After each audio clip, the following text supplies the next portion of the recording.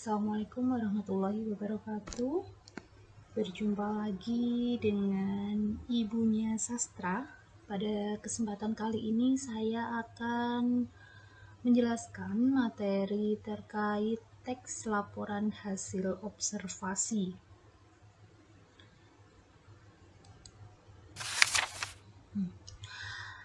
Apa sih arti observasi? Kemudian apa tujuan pembuatan teks laporan hasil observasi? Mungkin di benak kalian ketika mendengar kata observasi pasti ingat dengan pengamatan, penelitian, dan lain sebagainya.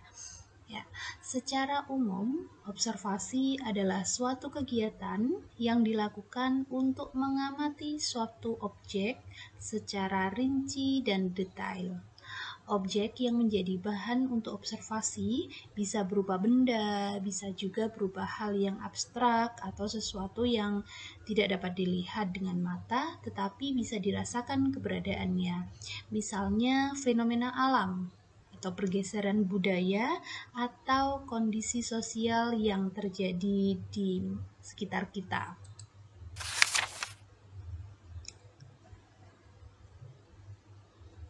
Observasi merupakan kegiatan yang tidak pernah terlepaskan dalam kehidupan seseorang. Observasi bisa dilakukan secara langsung dan juga bisa dilakukan secara tidak langsung. Observasi secara langsung dilakukan melalui kegiatan melihat, mengamati, menyaksikan, melakukan, dan merasakan. Sedangkan observasi tidak langsung melalui membaca, mendengar informasi, mendapat berita, dan lain sebagainya. Lalu, apa tujuan dari teks laporan hasil observasi? Tujuan utamanya yaitu untuk memberikan informasi secara objektif dan fakta yang ada di lapangan sesuai hasil pengamatan yang didapatkan.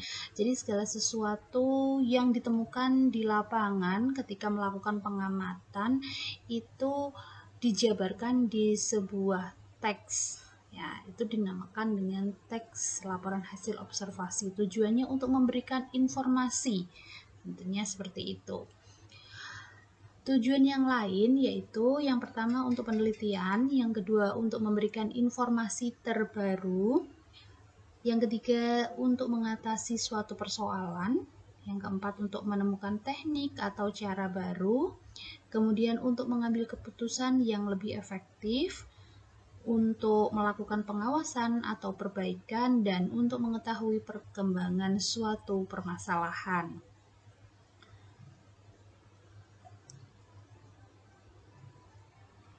Sebelum membahas pengertian teks laporan hasil observasi, yuk kita simak contoh teks LHO berikut.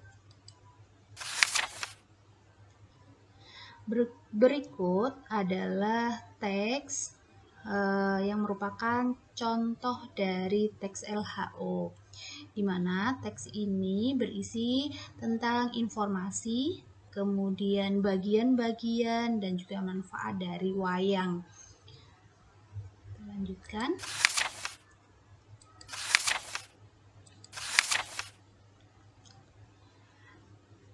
Sebelum ke pengertian teks laporan hasil observasi, secara satu kesatuan, mari kita coba pahami pengertian dari laporan dan juga observasi itu sendiri. Menurut KBBI atau Kamus Besar Bahasa Indonesia, kata laporan didefinisikan sebagai segala sesuatu yang dilaporkan atau diinformasikan. Sementara untuk kata observasi diartikan sebagai peninjauan secara cermat. Pengertian teks LHO menurut Kosasih, teks LHO atau teks laporan hasil observasi merupakan teks yang mengemukakan fakta-fakta yang diperoleh berdasarkan hasil pengamatan. Karena ini berdasarkan hasil pengamatan, maka bukan hasil imajinasi ataupun rekayasa. Ada 3 poin yang perlu kalian ingat ketika mendengar kata teks LHO, yaitu memuat tentang berita atau informasi, kemudian berdasarkan pengamatan karena observasi itu tadi, dan juga berupa fakta atau berbasis data. Ya, seperti itu. Ciri-ciri teks LHO antara lain, yang pertama ditulis secara lengkap. Yang dimaksud dengan secara lengkap ini sesuai dengan struktur teks LHO, yaitu deskripsi umum, deskripsi bagian, dan deskripsi manfaat. Kemudian, teks LHO mempunyai ciri-ciri bersifat objektif, global, dan universal. Kemudian, memiliki objek tunggal. Sesuatu yang diteliti biasanya hanya meneliti satu objek saja. Kemudian, informasi hasil pengamatan atau penelitiannya berupa fakta, ya, berdasarkan data yang ada di lapangan, sehingga berbasis pada fakta. Kemudian fungsi teks laporan hasil observasi yaitu melaporkan hasil pengamatan, menjabarkan fakta dan informasi sebagai sarana dokumentasi suatu kegiatan atau penelitian sebagai sumber info yang faktual atau sebagai sumber informasi yang dapat dipercaya. Untuk pengaplikasian fungsi teks LHO dalam teks wayang tadi bisa dilihat di sini ya. Judul teks wayang, kemudian fungsi teks memberitahukan kepada pihak berwenang atau yang terkait suatu informasi dan kemudian dijadikan dasar penyusunan kebijakan. Atau yang kedua sebagai bahan informasi untuk berbagai kepentingan. Jadi teks wayang itu tadi juga mempunyai fungsi sebagai menambah informasi untuk pihak-pihak yang bersangkutan. Kemudian struktur teks laporan hasil observasi di sini dibagi menjadi 3, yaitu definisi umum, deskripsi bagian, dan deskripsi manfaat. Di mana deskripsi umum ini berisi tentang definisi atau deskripsi secara umum mengenai suatu objek yang akan dilakukan atau yang akan diteliti. Kemudian, deskripsi bagian berisi tentang gambaran tentang sesuatu secara terperinci, bagian-bagian dari objek pengamatan tadi. Kemudian deskripsi manfaat. Deskripsi manfaat berisi manfaat atau kegunaan dari suatu objek yang diteliti.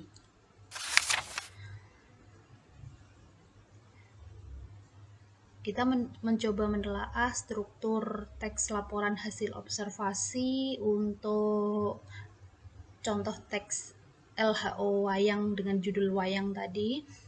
Pernyataan umum atau definisi umum ada ini ya.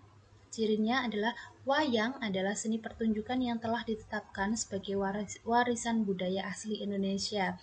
Jadi pernyataan umum atau definisi umum ini biasanya selalu diikuti dengan kata adalah, yaitu, merupakan, dan lain sebagainya.